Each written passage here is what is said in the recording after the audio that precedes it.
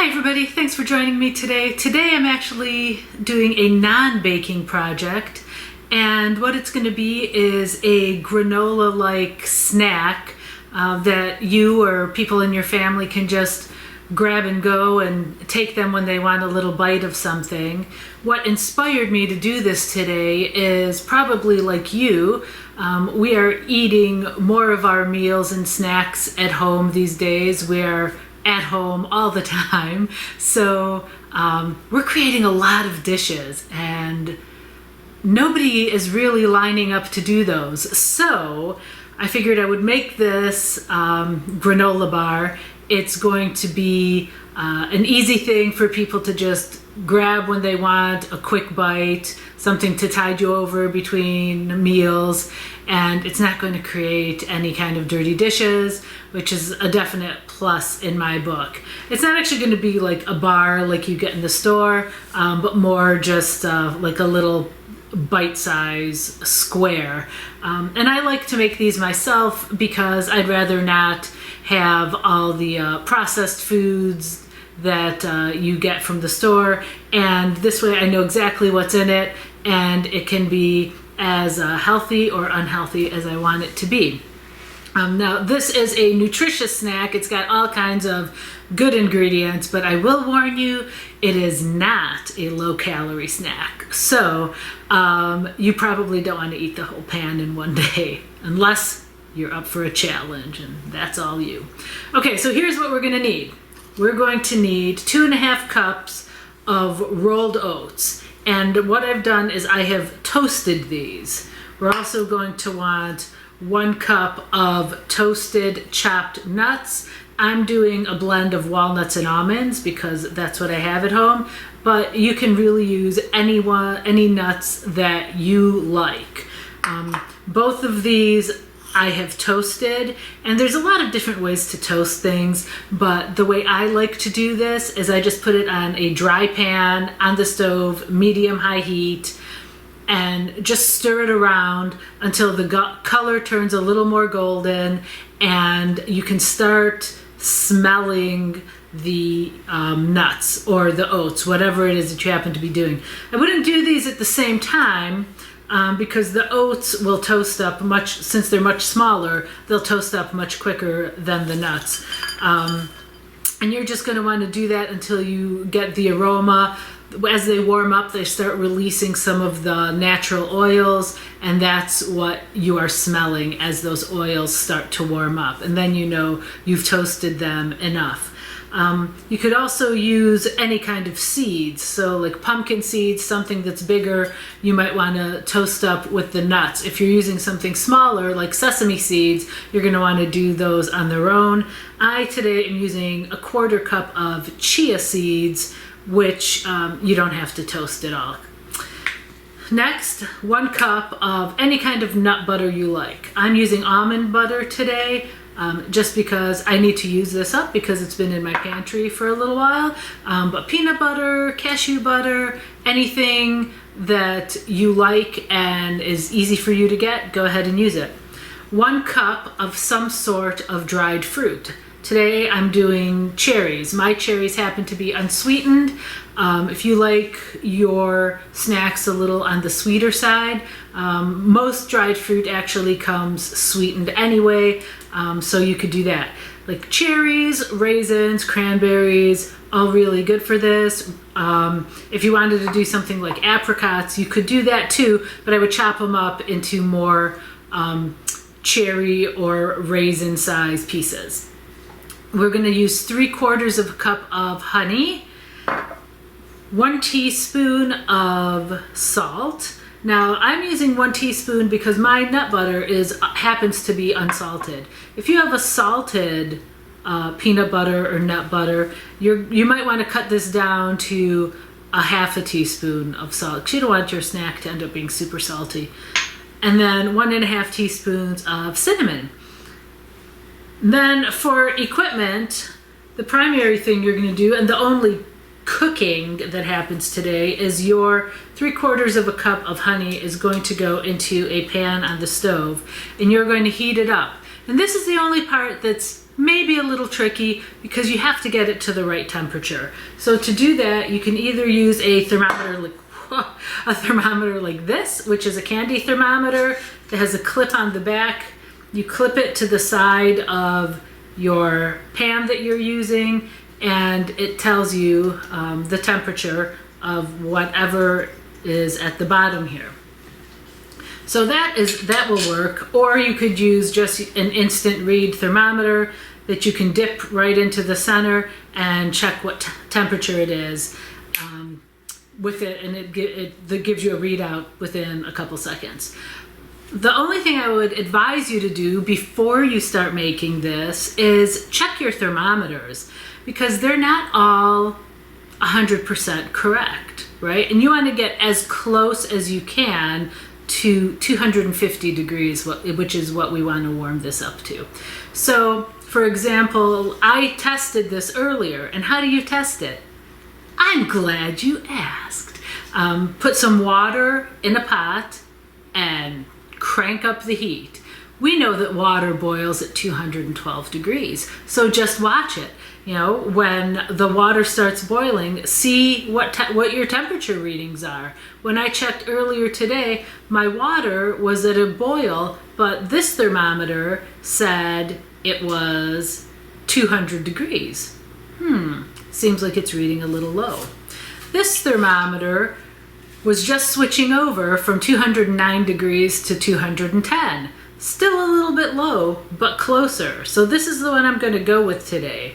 And I might even take it up to about 251, 252, just to make sure I'm really at that 250 mark. This is a good way that you can gauge at home how well calibrated your thermometers are.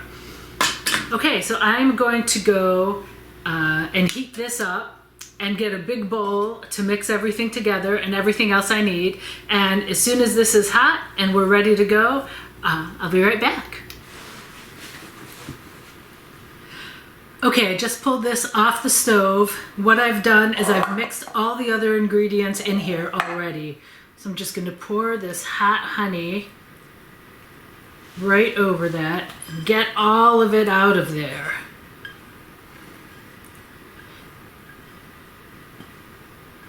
Just a tip about cooking up this honey. Anytime you're cooking or heating honey or sugar or anything like that, you want to be a little extra careful because these are things that can cause you a major burn.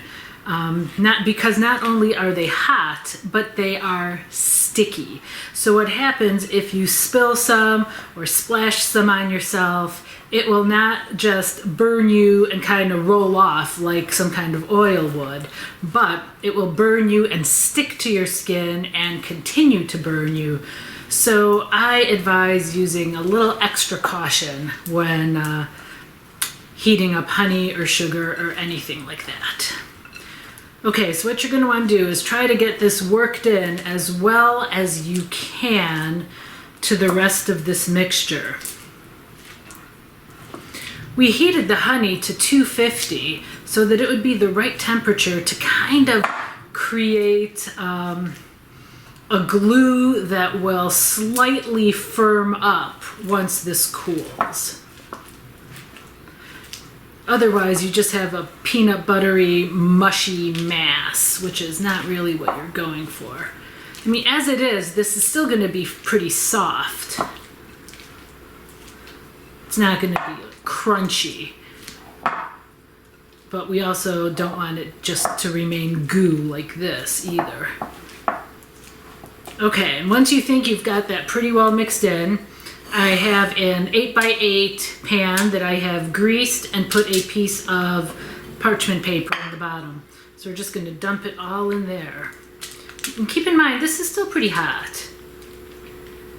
I mean, not so hot that I can't hold the bowl, but you probably don't want to stick your hand in here right now. Just give it a couple minutes.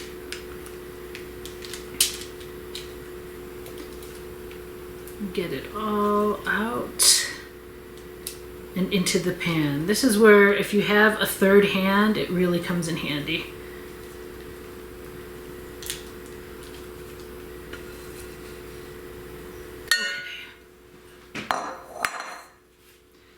And then just press this down in there because you want this to end up being fairly firm.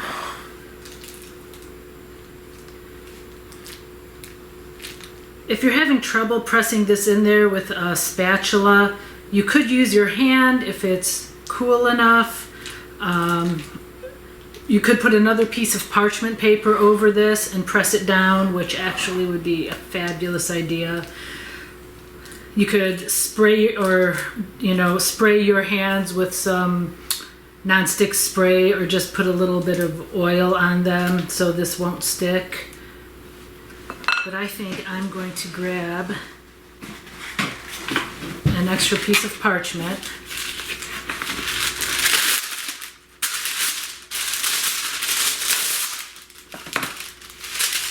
Put that right on top and then just firmly press this down so that it's flat and even all the way across.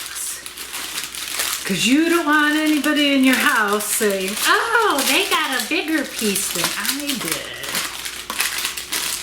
This way they will all be the same height, and as long as you cut them straight, they will all be the same. Or you say, suck it up, you whiny baby. I made it. I get the biggest piece. Okay.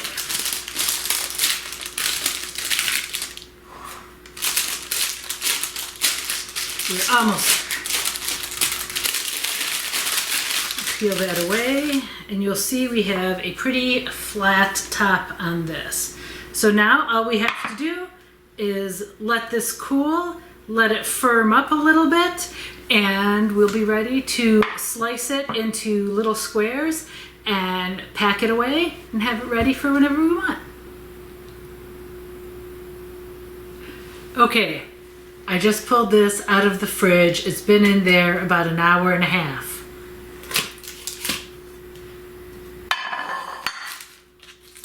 I'm going to pull off the parchment and cut this into small squares. Don't forget, you're cutting through a lot of stuff in here. You've got the peanut butter or the nut butter and dried fruit and a lot of nuts. And this is how I'm going to cut it. I'm just going to cut one strip and cut each of these strips into 6 pieces. So you get these nice little bite-sized cubes. And I'm going to place these cubes into my container that's going to go into the fridge. I have a piece of parchment here at the bottom so they don't stick.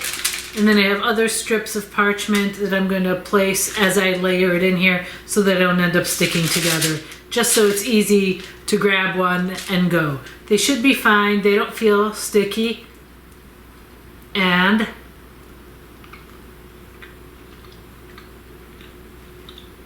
yeah, really good. So I hope you make these. I hope you like them. And I hope you can figure out a better way to talk with your mouth full.